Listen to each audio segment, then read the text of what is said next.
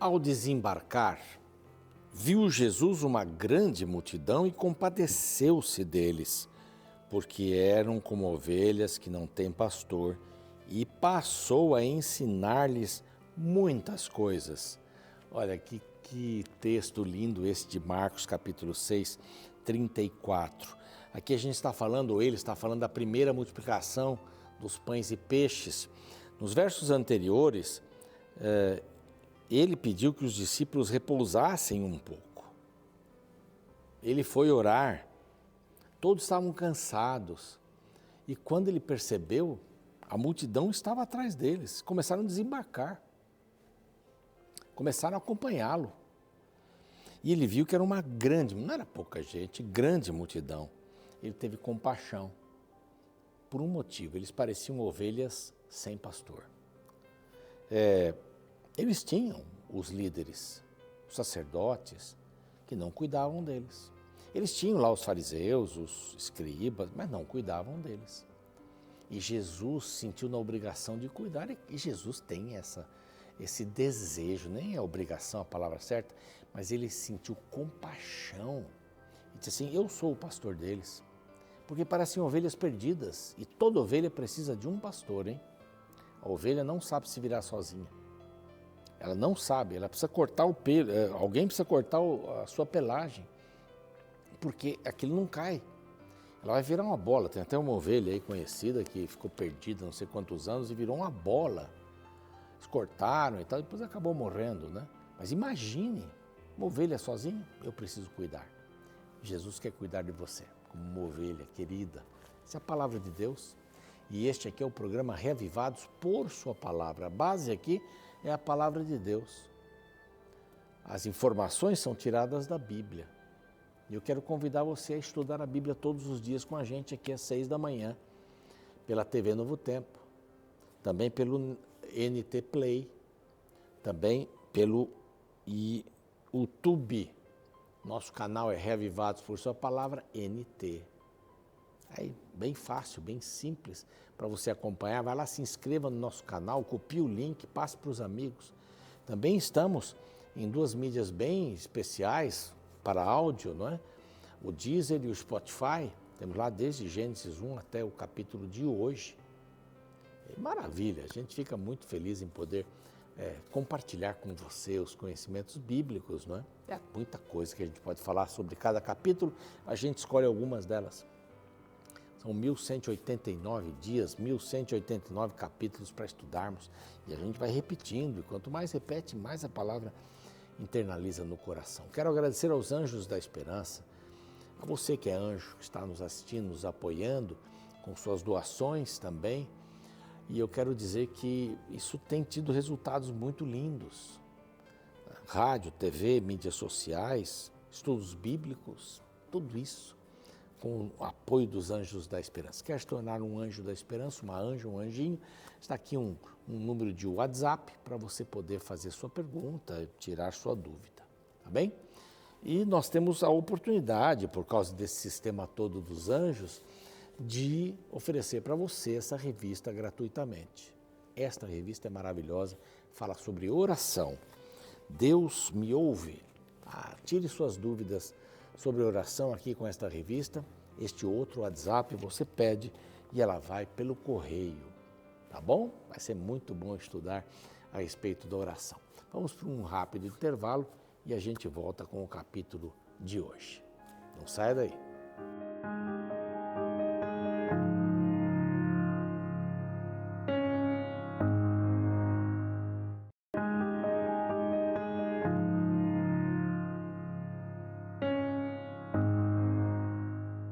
Estamos de volta com o programa Reavivados por sua palavra, aqui da TV Novo Tempo, agora para estudar o capítulo 21 com você. Vamos passar aí uns 15 minutinhos, levantando aqui alguns pontos altos, alguns pontos, né? Para a gente poder meditar um pouquinho no capítulo 21. Do 17 ao 20, nós vimos a vida de Josafá, pelo menos alguns pontos da vida deste homem que foi fiel a Deus, teve aí seus momentos de união com o Reino do Norte e os profetas já diziam, não faça união com os reinos do Norte, profeta Jeú, não faça. Não é? Você fez aliança com o Senhor, não faça com os reinos do norte. Esses homens não buscam a Deus. Então, por que você vai fazer essa união? Ele fez, infelizmente, já 2 vezes, né, com Acabe, e depois ele fez com o filho de Acabe, e não foi legal. E agora aparece Jeorão. Descansou Josafá com seus pais, foi sepultado na cidade de Davi, no sepulcro dos reis, e Jeorão, seu filho, reinou no seu lugar. É possível que já no final do reinado de Josafá, Jeorão já estava ali como um corregente, né? É o que parece acontecer aqui. A partir desse momento, quero convidar você a prestar bastante atenção, porque aqui vem um golpe de Satanás muito forte para acabar com esta linhagem davínica, que é o interesse do livro, mostrar Davi, os filhos de Davi, netos, bisnetos, tataranetos e tal, essa sequência que vai chegar no Messias. Esse é o grande objetivo desse segundo livro das crônicas, não é? Bom, então a gente encontra aqui agora Jeorão. Quem foi Jeorão? Filho de Josafá, que se casou com Atália, ou Atalia, eu não sei a pronúncia correta aqui desse nome, mas é por aí. Vamos usar Atália, que a gente já está usando aí há alguns dias, né? Então, Jeorão, também é chamado de Jorão em alguns lugares, né? Mas e Atália se casam. Atália vem da casa de Acabe, rei de Israel, com deuses, com Baalins, porque eram esses os deuses que eles adoravam ali. Bom, ele e sua esposa não tinham muito compromisso. E vejam a primeira coisa que ele faz, ou uma das primeiras coisas que ele faz. Ele encontra seus irmãos, ele recebeu muitas coisas, né? Seu pai lhe fez muitas dádivas, né? Daqui os nomes dos filhos de Josafá, Azarias, Jaiel, Zacarias, Azarias, Micael e todos estes aí, né? Todos estes foram filhos de Josafá. Seu pai lhes fez muitas dádivas para os filhos todos.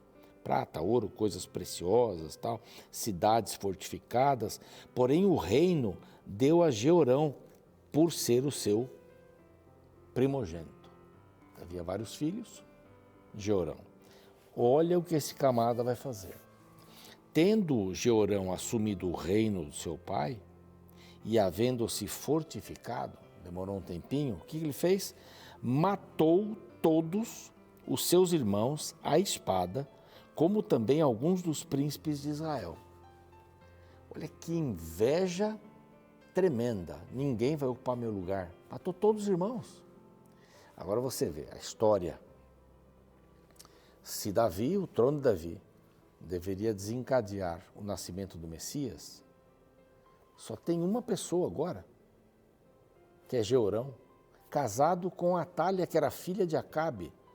Vejam como seria fácil terminar esta linha davínica. Se ele morre, acabou.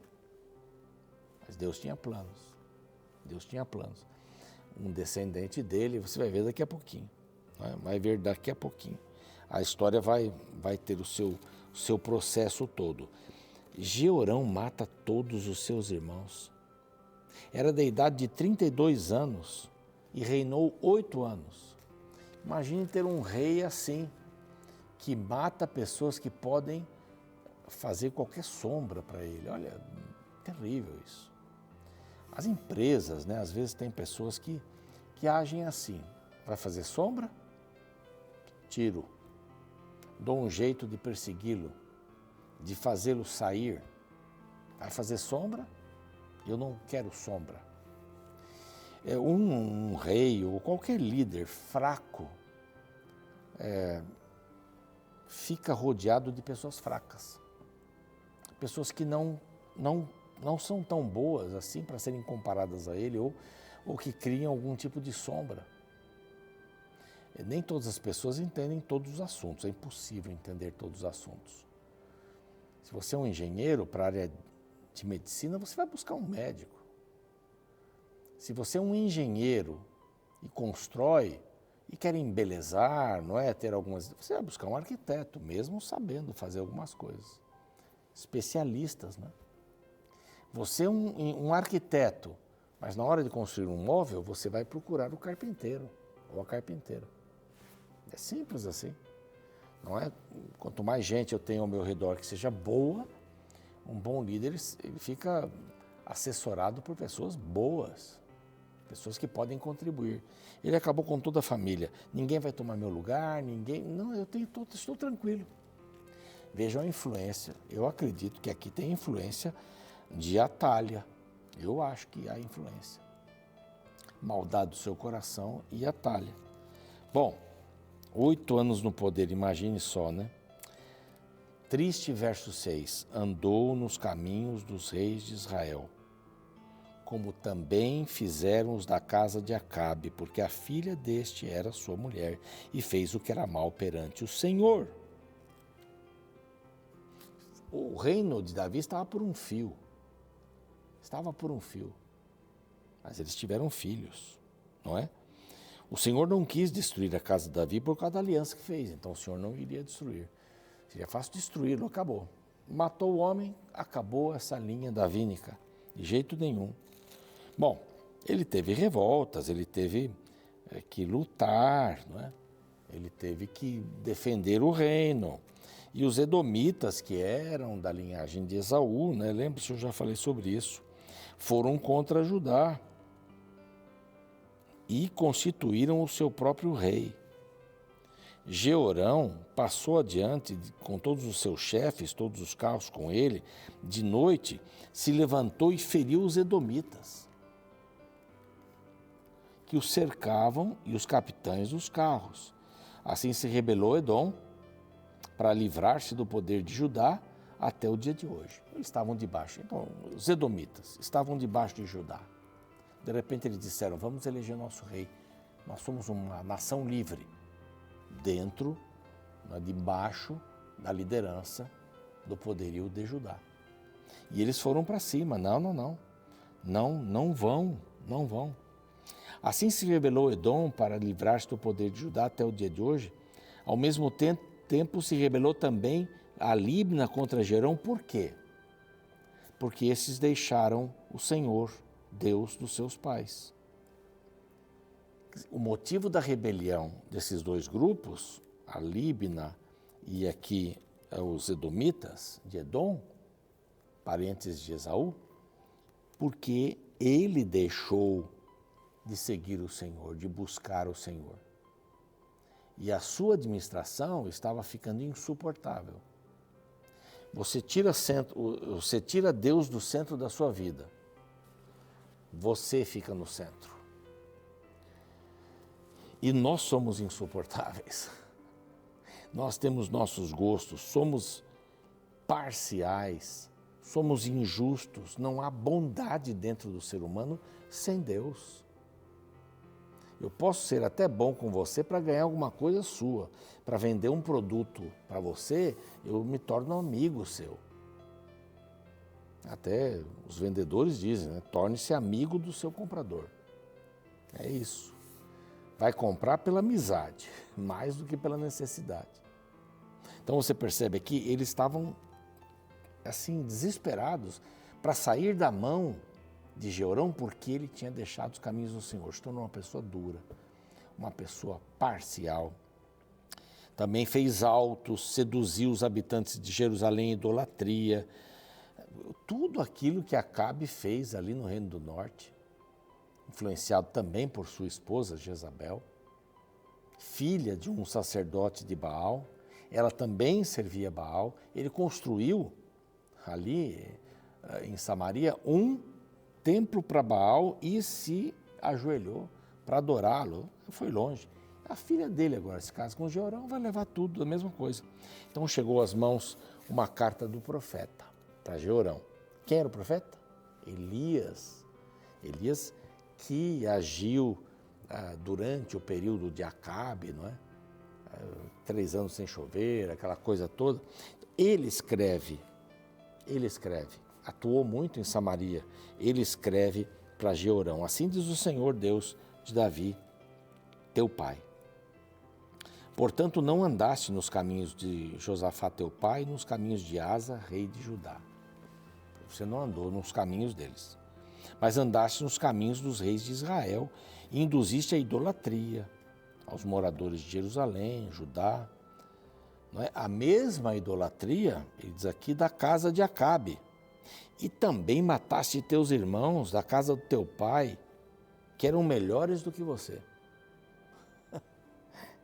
Interessante, o profeta quando vem para arrasar, né? Eis que o Senhor castigará com grande flagelo ao teu povo, aos teus filhos, tuas mulheres, todas as tuas possessões. Tu terás uma grande enfermidade nas entranhas. Enfermidade que aumentará dia após dia até que as entranhas saiam para fora. Olha que coisa tremenda, né? Agora, Deus desperta os filisteus, Deus desperta os arábios. Lembram-se que os filisteus traziam presentes aí para reis, porque viram que o Senhor estava com eles e vencia a batalha sem que eles movessem uma palha. Os reinos que estavam ao redor de Judá ficavam atentos. Olha, aí tem um poder maior que a gente não entende. Aqui não. Aqui eles vieram. É o homem. Então vamos lá. Os filisteus, e fizeram o quê? Subiram para Judá, deram contra eles, venceram a batalha, levaram todos os bens, diz aqui, os filhos, as mulheres, e não deixaram filho algum, senão Jeoacás, que é o Acasias, o mesmo Acasias, o mais moço deles. Depois de tudo isso, diz a Bíblia, o Senhor feriu nas suas entranhas, ele ficou ficando mal. 2 anos depois, ele morreu com terríveis agonias. E depois da sua morte aconteceu uma coisa bem interessante. O verso 20, aliás, na metade diz assim, e se foi sem deixar saudades. Barbaridade. Não vai ser lembrado com alegria. Nós não queríamos ter este rei. Nós não gostamos deste rei. Não levou. E ele foi sepultado na cidade de Davi, mas não nos sepulcros dos reis. Que vergonha, que vexame.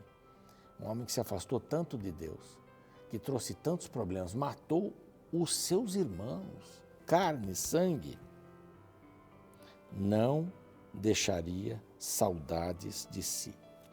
Não deixaria saudades de si. Isso é bem triste, né? Às vezes eu fico pensando, qual é o legado que eu vou deixar, né? Quando descansar no Senhor. Qual o legado? Quando eu faço um funeral, eu sempre pergunto, qual o legado que essa pessoa está deixando e qual o legado que eu vou deixar? Uma das coisas importantes, o legado que eu vou deixar para os filhos.